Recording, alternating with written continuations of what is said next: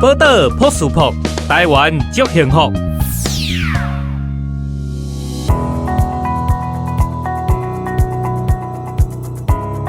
你好，我是报道朴素朴那素朴，我是瑞瑞。师傅哥，你现在在看什么书呢？我来看看，书名叫 Fix， 这是修理的意思吗？FIX Fix， 我看这是台湾小说家沃夫的作品哦。这本册啊，其实就在介绍讲啊，这个台湾关于这个转型正义啊，还有我们这个警察在办案啊，以及亲子关系的一部小说作品哦。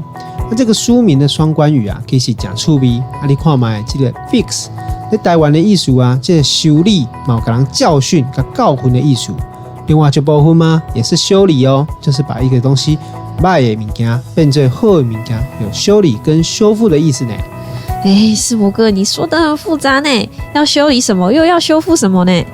这个小说啊，是为一对父子的故事来展开哦。这个爸爸是警察，妮娜是喜欢创作的文学系学生。与这爸爸查案的过程中有受伤啦，在断夜期间啊，亲子对话就成为了儿子创作小说的元素跟题材啊。这样子啊，听起来这个故事啊很温馨哦。对啊。不过啊，就在这个书写的过程中，这个后生啊发现讲好像有些情节对不起来呢。甚至讲啊，发现讲爸爸可能有一寡过去的代志无讲给详细哦。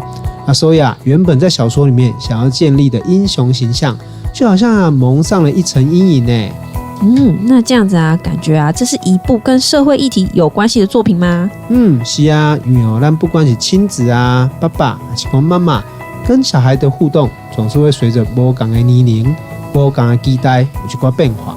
但是故事中的刑警爸爸其实也是透过住院期间跟儿子修补了因为不方便开口的距离跟疑惑哦。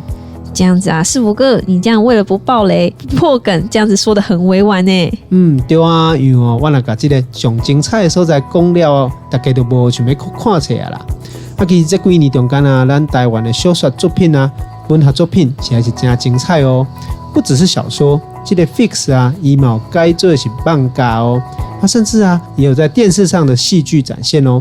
这个文学转译的风潮，其实值得我们来关注。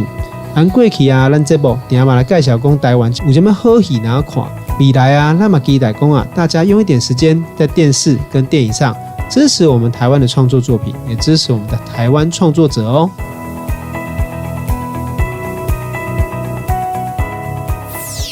报道朴素朴，每天3分钟，对着时代在行，袂走前。